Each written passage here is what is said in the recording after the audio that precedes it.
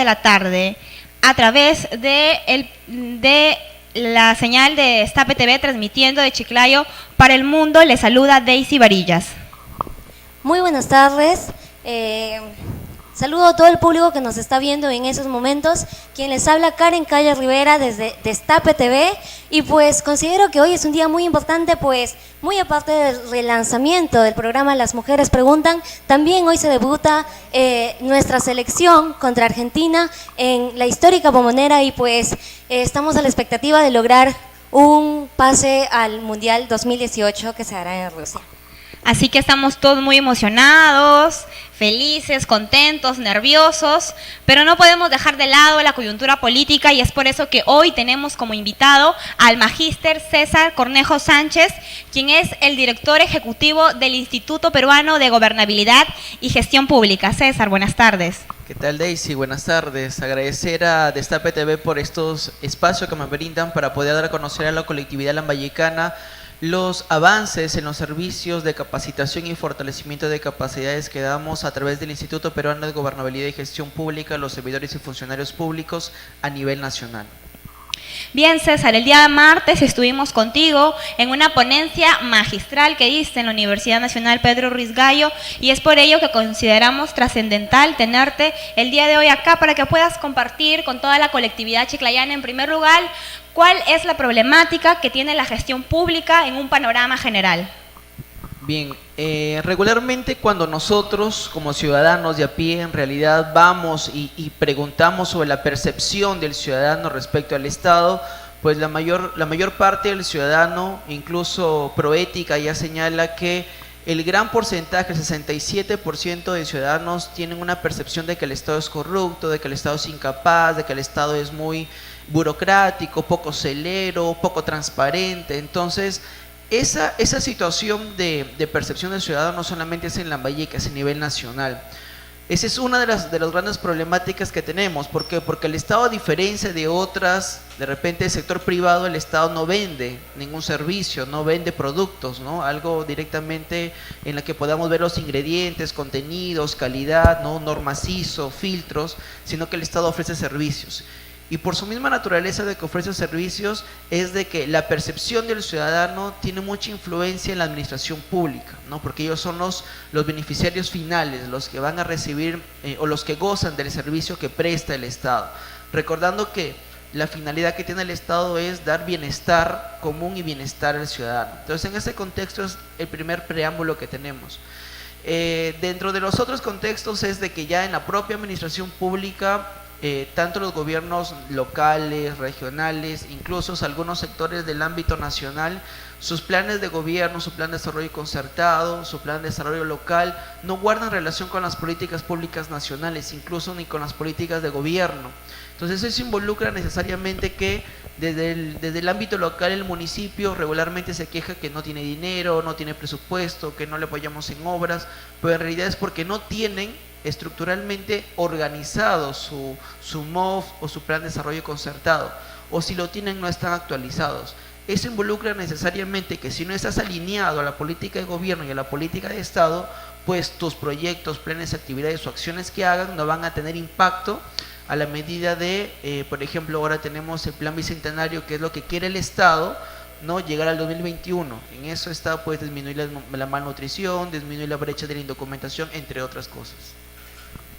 Y en ese sentido, con ese panorama, ya que estamos también en un año preelectoral, el otro año es un año de elecciones y que definirá el rumbo de muchos departamentos y de muchos lugares del Perú, ¿cuál consideras tú que debe ser las cualidades o las capacidades que debe tener el político que decida postular a un cargo público y las personas en general que asuman un cargo como funcionarios públicos en las municipalidades, en los gobiernos regionales? ¿Cuáles son los retos que deben de emprender y qué capacidades deben de ser reconocibles en ellos?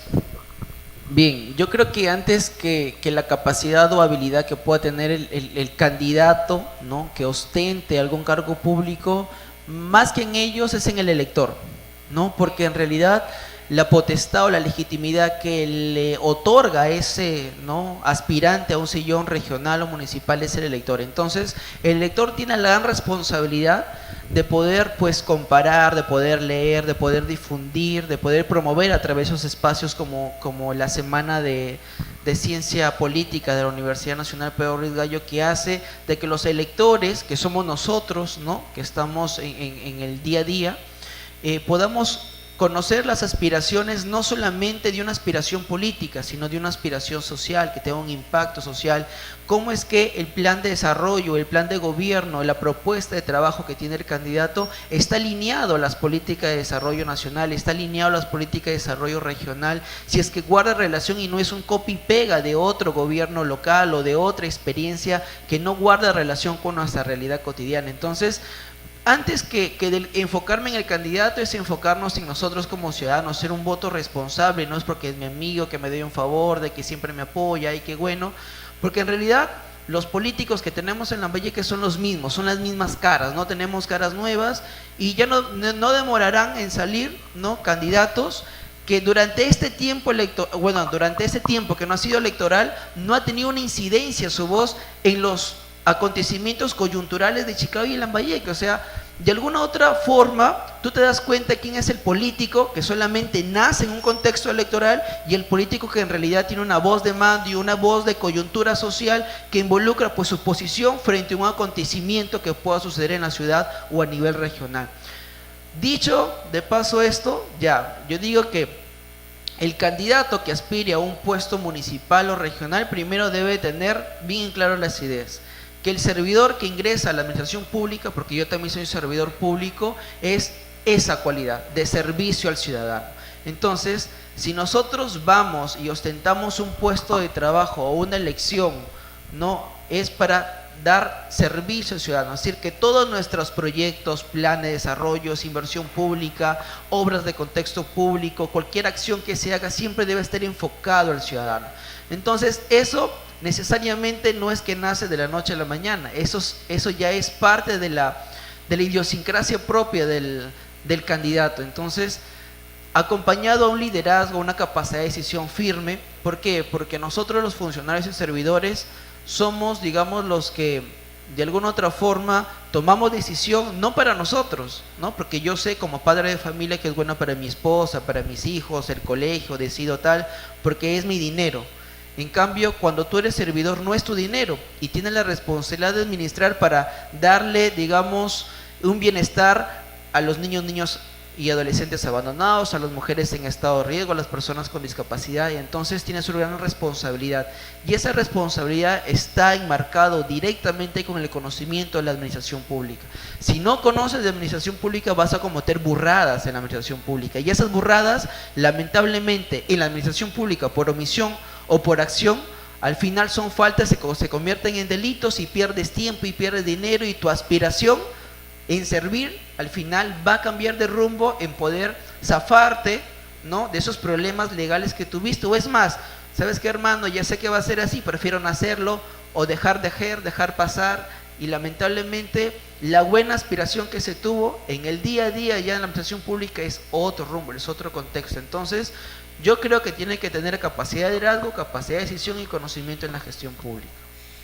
Una pregunta, César. Viendo esta realidad y este panorama, yo quisiera que me respondas cuál es el principal problema o el estancamiento que se da dentro de la gestión pública, ¿no? Y también, ya que has mencionado lo que es administración pública, que me hagas una pequeña diferencia, ¿no? Gestión pública, administración pública, ¿en qué se diferencia o en qué se basa los dos, ¿no?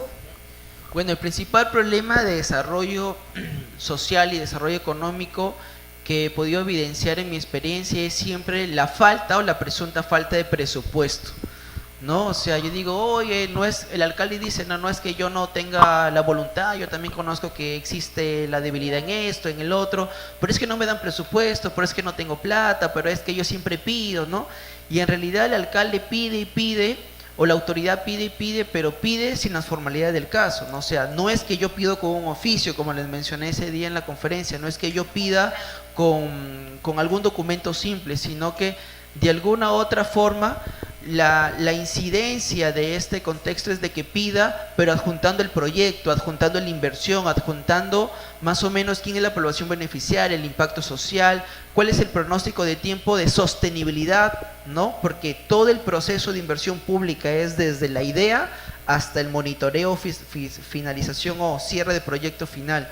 Pero ahí no queda, sino que tiene que también tener un tiempo de sostenibilidad. O sea, ya acabó mi proyecto Jaliguarma, o Cuna Más, o Prisión 65, tengo un pronóstico. Yo no sé si el presidente que viene, el presidente de la República el 2021, continúe, ¿no? Entonces, eso antes se venía haciendo. O sea, el Perú antes del 2002 no tenía un horizonte de políticas públicas, tenía un horizonte de políticas de gobierno. Es decir, venía un presidente de la República, según su plan de trabajo hacía, pero el presidente que venía no lo continuaba, es decir, no avanzábamos.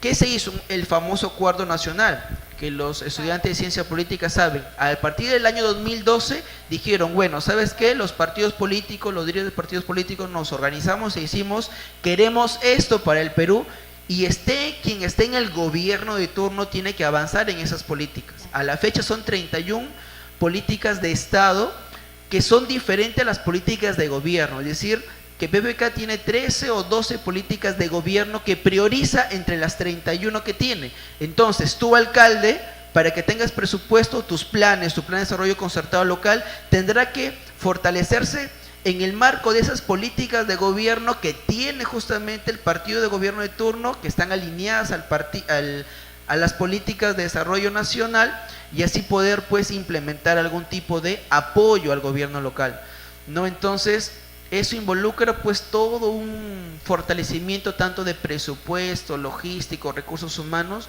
que involucra cambiar todo ese contexto. Ahora, entre gestión y administración pública.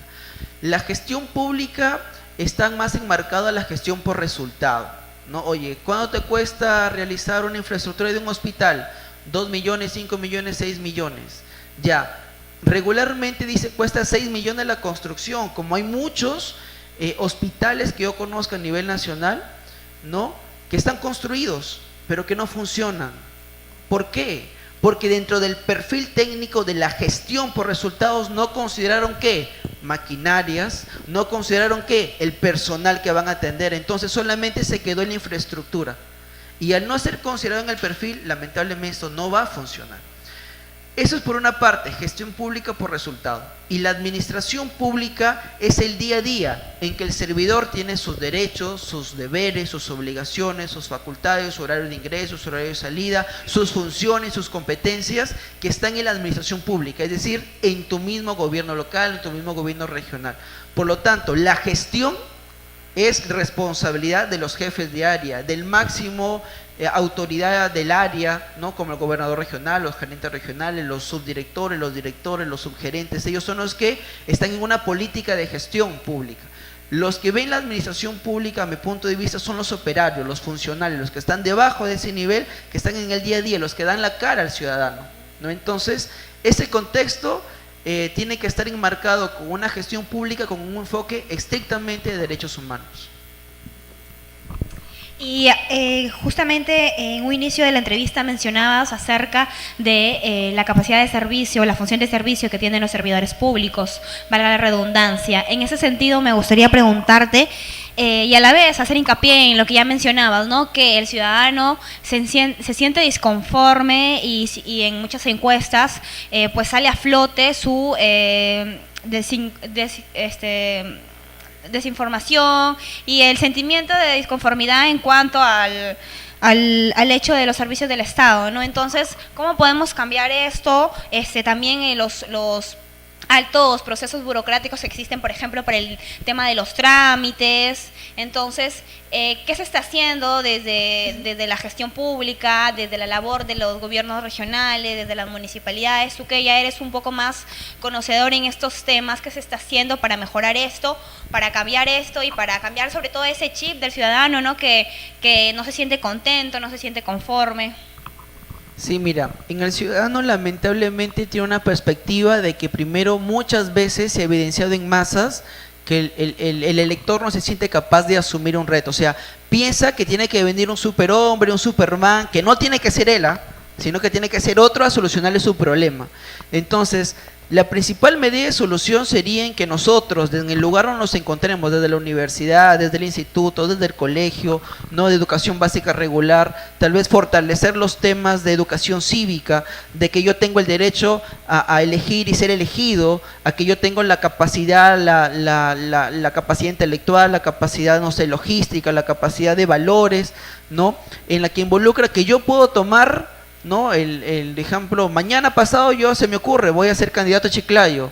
Oye, pero ¿quién es? ¿De dónde aparece? No, o sea, eso es mi posición, mi seguridad en el marco del ejemplo, ¿no? Pero lamentablemente el ciudadano, no sé si no se cansa, no sé, pero ve las mismas caras, vota por las mismas personas, sabe que no hay otra opción, porque dice el ciudadano, ¿no? Mis compañeros de mi generación, yo no paso de los 27, dicen, no, pero siempre son los mismos y todo. Pero digo, pero ¿por qué no te lanzas si tú tienes la capacidad, tienes la experiencia? No, pero necesito plata, dicen. Entonces, ese contexto es que si llega una persona que ya tiene un poder, que es el poder económico, ¿cómo lo va a administrar en la administración? ¿Cómo lo va a utilizar ese poder económico en la administración pública?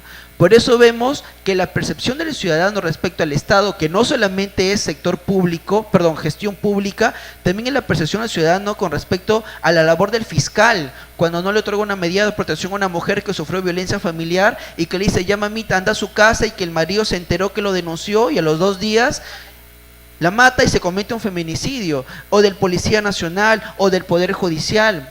¿Me entiendes? O cuando me voy a hacer no sé, un reclamo Indecopi y no me atienden bien y veo que ese es el Estado, ¿no? Entonces yo como ciudadano digo, para entrar ahí prefiero no hacer nada, ¿no? Para que me tachen de ladrón, para que me tachen de esto, para que me digan así, o que no crean que por mi esfuerzo propio he construido una casa, o tener un carro, o tener el otro, entonces prefiero no meterme ahí. Por eso es que el Estado, de manera muy precisa, ha tratado de poder orientar y reformular, digamos, el Estado a través de la modernización de la gestión pública, que es una política pública desde el año 2002 y ya se ha activado el Plan Nacional de Gestión de la Modernización de la Gestión Pública desde el año 2012 y 13.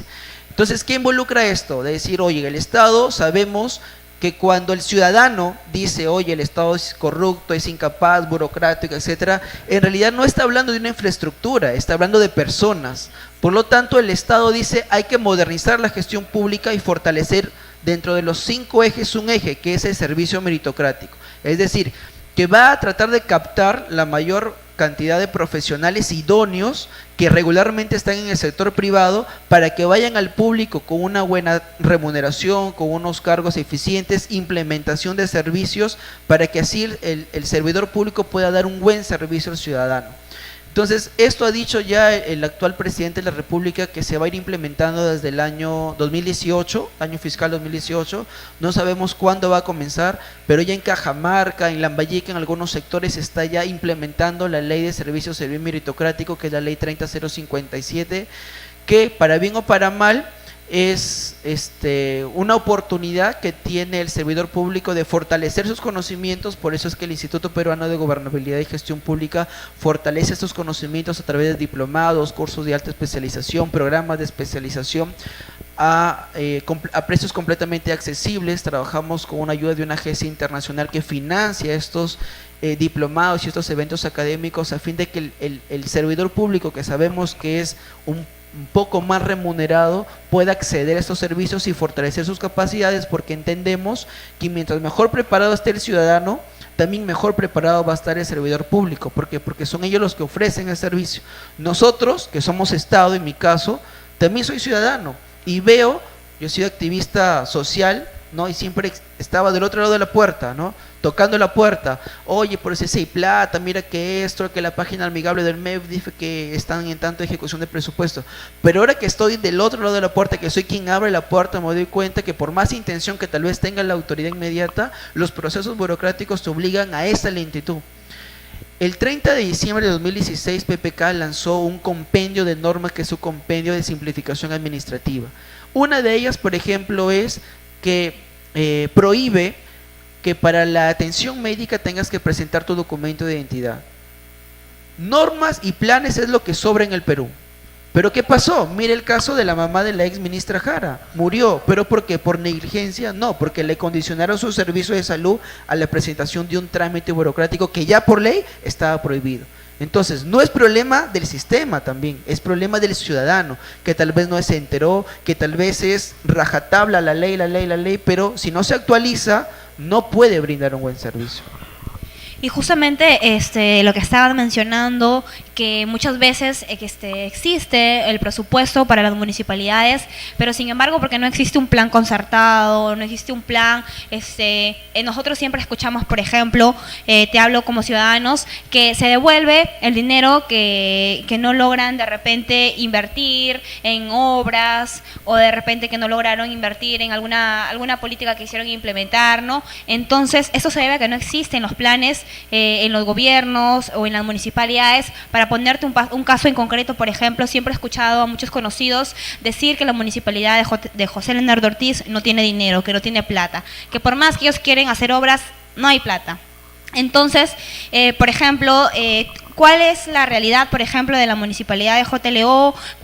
Y también para proyectarnos, ¿no? De venir a una autoridad también va a encontrar la misma situación, qué es lo que debe hacer, o en qué candidato, por ejemplo, debemos de ver que traiga un plan bien trabajado, bien elaborado, para que así pueda ingresarse un presupuesto y se puedan hacer obras, porque la verdad es que la realidad del distrito de JLO es lamentable en todos los aspectos, ¿no? Y tenemos un mercado en Mochocaque que tiene un ingreso económico bastante sustentable. Entonces, desde ese punto me gustaría saber tu opinión. Claro. Siguiendo lo que dice Daisy y también lo que hace un momento explicaste tú, es muy cierto que a veces el principal problema no radica en una entidad, sino radica en la persona que está al frente de algún punto o de algún sector, ¿no? Por ejemplo, lo que acaba de mencionar Daisy, el sector de José Leonardo Ortiz, es un sector que yo no creo que no tenga presupuesto, porque en muchos casos, como ella mencionó, el presupuesto o bastante cantidad de dinero se devuelve al Estado. Entonces, yo creo que es más la incapacidad de gestionar proyectos de obras para el bien de la comunidad, o el alcalde que está al frente no tiene el suficiente liderazgo para poder gestionar un proyecto y llevarlo a cabo, ¿no? Entonces, yo creo que no es el principal problema la falta de presupuesto. Bueno, es uno de los problemas, pero no considero que sea el principal, sino es más bien las personas que están al frente, la incapacidad de estos para poder gestionar y cumplir esos proyectos. Exacto. Es un punto bastante clave, porque el tema de dinero, o sea, dinero hay en el Estado. Ya eso es que no quepa duda, dinero hay. El problema es de que a veces no se sabe utilizar. ¿Por qué? Porque yo tengo dinero, pero pido ya, eso era antes. Por ejemplo, con la nueva administración pública es a resultado. Tú me pides, ya perfecto, quieres 20 millones, ya dime en qué lo vas a utilizar, cuál es el impacto, cuál es la brecha que vas a disminuir, cuál es el enfoque social, o sea, tiene todo un contexto. Pero es específicamente cuestión de gestión, como bien mencionabas. ¿Qué es lo que hizo? Un ejemplo claro, el alcalde de La Victoria, el señor Anselmo. Oye, yo tengo un perfil de la pavimentación de toda la avenida Los Incas, pero no tengo plata para ejecutarlo. La ley me faculta que yo puedo trasladar esa competencia al órgano regional, que sí tiene el dinero para hacerlo. Y lo he hecho. El gobierno regional ha hecho la ejecución, ¿ya? La ejecución del perfil, es decir, del proyecto que le costó 2 millones, 5 millones, el proyecto en hacer el gobierno municipal de La Victoria. Y dijo, mira, ¿sabes qué? Yo no tengo problema quién es el nombre, quien lo haga, la cosa es que lo hagan. Gestión, otro aspecto, ¿me entiendes? Pero ¿qué pasa con otros alcaldes? No, yo quiero que mejor tú me des la plata y yo lo hago porque es mi proyecto. No, porque tampoco quiero que aparezca tu nombre. No, porque en la placa va a estar tu nombre, si es mi gestión, si es mi obra. Entonces, eso ya trasciende a los elementos propios de la gestión pública. Bien han hecho, por ejemplo, el señor Humberto Acuña ha pavimentado la avenida Los Incas y no se ha hecho problemas. ¿Por qué? Porque el contexto es otro. O sea, la conciencia o la capacidad de gestión le involucra que no importa nombres, lo que importa es que el ciudadano se vea beneficiario. Entonces, lamentablemente, como mencionabas, y volvemos al mismo punto, en la gestión pública, muchos alcaldes dicen, como es mi perfil, dame tú el dinero para hacerlo. Y según la norma, no. Según la norma es, oye, si tú ya no tienes la capacidad para hacerlo, sea económica, logística o por cualquier otra, tú tienes la otra opción, que es de que le delegues esa competencia para que la otra entidad, en este caso el gobierno regional, lo ejecute. Pero los alcaldes no entienden, no saben de gestión pública, que es justamente la debilidad que hablé hace un momento, e involucran necesariamente que puede ser de que ya inauguren con la primera piedra, que es justamente cuando ya terminan de hacer el perfil del gobierno local, pero la ejecución es mucho más presupuesto y no tienen el dinero. ¿Qué hacen? ¿Qué dicen? Mira, acá están los oficios, incluso he pedido reiterado 8 veces y no me han hecho caso. Sí, pues es que así no se pide. Se pide con el proyecto adjunto, se pide con una reunión en la que esté el jefe del planeamiento de presupuesto, el jefe de inversión pública, el jefe de la oficina de formulación de proyectos, que trasladen ese proyecto al gobierno regional lo haga, ¿no? Y si no lo puede hacer el gobierno regional, yo pediría al gobierno nacional, pero son instancias de delegación. Sin embargo, el alcalde dice, no, yo no quiero, yo quiero que me dé la plata, y así no es.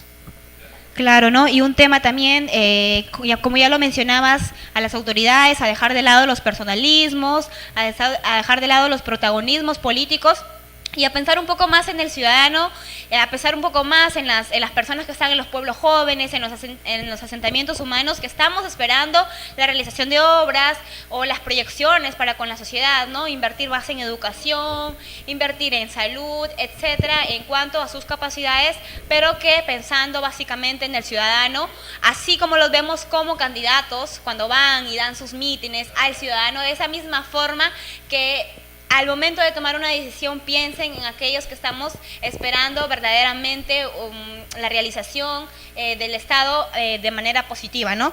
César, ya nos mencionabas a un inicio que eres el director ejecutivo del Instituto Peruano de Gobernabilidad y Gestión Pública, y para que toda la comunidad chiclayana y que nos están siguiendo a través de la señal de Destape TV se entere, sepa cuál es el rol que cumple este instituto, qué actividades vienen realizando, cuál es su labor para con la sociedad y en general, ¿no? Para con las entidades públicas o privadas con las que trabajen. Coméntanos acerca de esto, que en realidad estamos emocionados. Es la primera vez que escucho que acá en Chiclayo hay un instituto que se preocupa en realidad por estos temas que son fundamentales para el verdadero cambio que necesita nuestra política. Bien, el Instituto Peruano de Gobernabilidad y Gestión Pública es un instituto nuevo, es un instituto recién lanzado al mercado. Lidera quien habla, ¿no? En mi condición de director ejecutivo, y ya hemos venido capacitando a servidores públicos. Las primeras promociones salen en este diciembre en diplomados de gobernabilidad y gestión pública, tanto en Chiclayo, Chachapoyas, Jaén, Piura, Cajamarca, Arequipa y Moquegua. Son nuestras primeras promociones que tenemos y los capacitamos tanto en gestión pública, en formulación y gestión de proyectos sociales, ¿no? Mayormente el servidor sabe hacer proyectos de infraestructura, pero no proyectos sociales, o sea, proyectos que ayuden a bajar la anemia, a bajar la malnutrición, entre otras cosas. Tenemos también cursos de especialización en procedimientos disciplinarios, en ley servir, que involucran necesariamente que primero el servidor tenga el interés de capacitarse, porque sin eso, nada de lo que nosotros podamos ofrecer va a tener impacto. Eso por una parte, y por otra es que los precios son sumamente accesibles.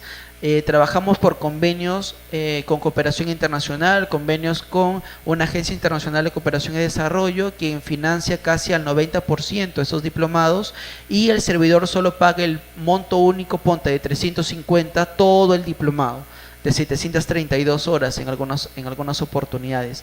Entonces, ningún funcionario ahora en Lambayeque podrá decir que no hay, la oportunidad existe ahora en Lambayeque. También estamos conversando con la Universidad Nacional a través del señor Nieto Castellanos para armar también un grupo élite de gobernabilidad en Lambayeque, y podamos, pues, desde la universidad y como instituto, que es un ente privado, podamos avanzar y capacitar al servidor público en Lambayeque. Genial, genial. Así que ya la comunidad chiclayana, los funcionarios públicos de las municipalidades, de los gobiernos regionales y demás interesados en aspectos de gestión y administración pública no tienen excusa. Existe el Instituto Peruano de Gobernabilidad y Gestión Pública a la disposición a precios realmente accesibles, nos dice César, quien es su director ejecutivo. Así que pues la invitación es extensiva y ya volvemos en un próximo episodio con la estudiante de Ciencia Política, Ana C., quien nos va a hablar acerca de temas